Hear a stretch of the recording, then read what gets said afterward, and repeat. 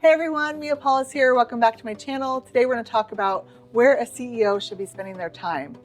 We all get the same amount of hours per day. It's simply a matter of how we choose to use them. This then raises the question, what is a good way for a successful CEO to use their time? In today's video, I'll share my thoughts on the most productive and profitable areas to spend your time in business. Let's go ahead and get started.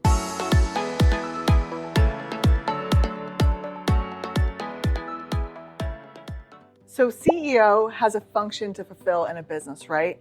And so if we think about the definition of function, let me just read it to you. It is an activity or purpose natural to or intended for a person or thing.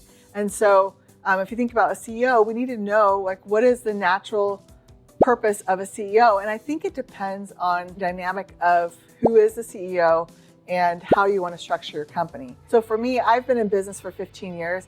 And I really don't like managing and executing the internal side of the business anymore. I love the external. I love to go out and network with people, mastermind, do videos like this, create a presence out. And so I don't want to get stuck in the whirlwind of day-to-day business. So I actually have coupled myself with the president of the company. The president's focused internally on the operations. I'm focused externally on the growth of the company. And so that's really been great. And because we have a really big vision, my president has a level of vision, a pretty high vision as well, but not as high visionary as me. And so he can get underneath my vision because my vision's grander than his, but still, and is still good at executing and delivering on my vision, if that makes sense. There's a lot of talk out there around integrators and visionaries. Simon Sinek talks a lot about we shouldn't even be calling them CEOs, we should call them chief visionaries, because he's like, what happens is people take the CFO or the CIO or CTO, all these very analytical type positions, and throw them into being a CEO, which should be more of the visionary creative type.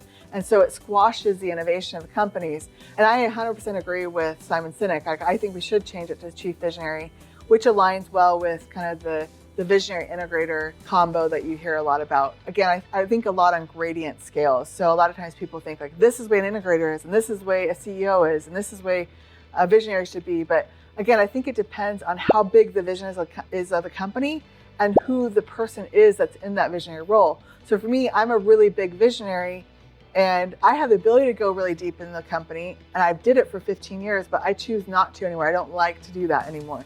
And so I've coupled myself with the president of the company that is focused on internal operations. I'm focused external. And it's great. I love that combo. I recommend it to everybody if they're a visionary. Like, I can literally leave and not have to stress about the day-to-day operations of the business. I think I have the best job because I can literally go and mastermind with others, stay cutting edge on where things are at, look at trends, and then I feed that information back to my company. And they really value that, and I think are dependent on the information that I get and I feed back to them. So that goes back to the original question of this video, is like, how should CEOs spend their time? I'm kind of challenging you for a different way to spend your time. The traditional CEO world would say, you're in the internal day-to-day operations, and it doesn't mean you're not externally doing stuff, but you're kind of split between both. I like to challenge a full split. You're managing the KPIs, not managing, but you're looking at the KPIs and dashboards, because I can have this wizardry brain where I can just have a gut feeling that something's off because I'm at the helm, and I can see things and I'm not as close. I think because I'm so far removed from the day-to-day operations, I'm able to spot things sometimes that maybe the president or my CEO won't spot because I'm not so close. And so I'll just say, this just feels off to me. Can you go look into it? And a lot of times I'm right. And it's crazy how that is. And so I think having somebody that holds a vision that's not so close to it is important.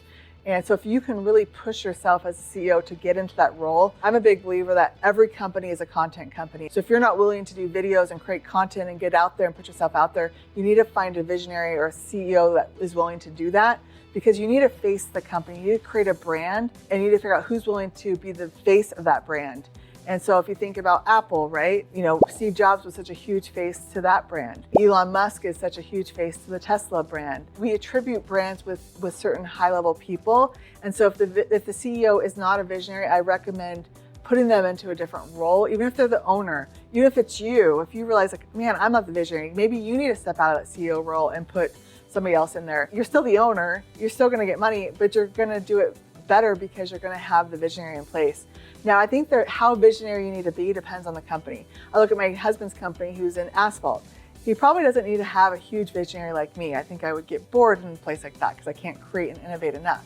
And so my husband is a level of visionary, but not to the extreme that I am, but it's perfect for his company.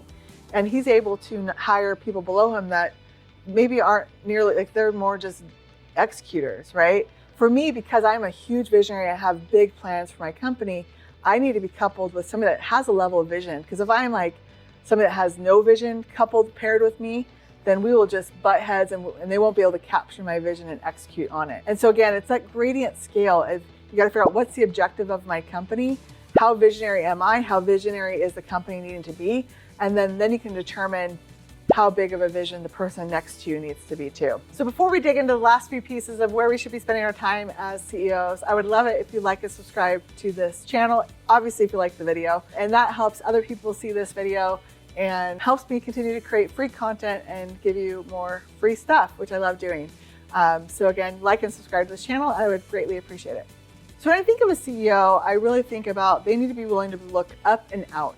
So as it's my job to make sure as I'm looking across the horizon that I'm spotting things that could potentially sink our ship. Is there an iceberg ahead?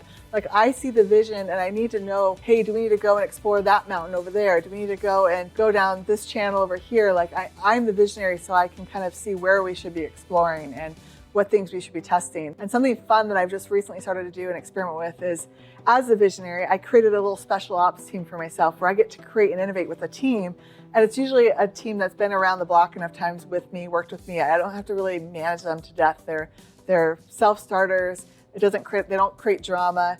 And I can literally innovate so much faster, and we can say, okay, let's create an initiative around this that's maybe missing in the company. Because the president is so in the whirlwind of making sure that we achieve the goal of our company and different things, that I can now go and visualize and create and test over here and say, oh, I really like the way this went. And then I can go back to the president and be like, can we adopt this now into the whole organization? So just another fun little hack that you can try as a CEO. But if you go and research CEOs, like there's so much boring fluff around it. I think CEOs, we need to push them back into a visionary role. Simon Sinek has the book, The Infinite Game. I highly recommend you read it. It'll change your mind of what a CEO's role really is. We need to be strategic. We need to be creative. We need to be innovative. We need to be looking up and out. It doesn't mean that I don't look at the KPIs, and doesn't mean I don't bring up my gut. Hey, something feels off here.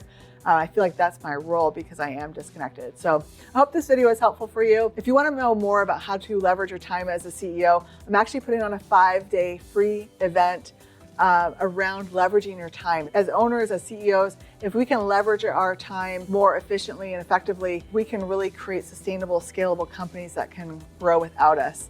And so if you want to be a part of the event, I would love to have you. It's pre-recorded, so you can join whenever you want, and you can go to mastermindmytime.com. And again, it's a free event, just a short amount of time each day, so you can fit it into your everyday schedule.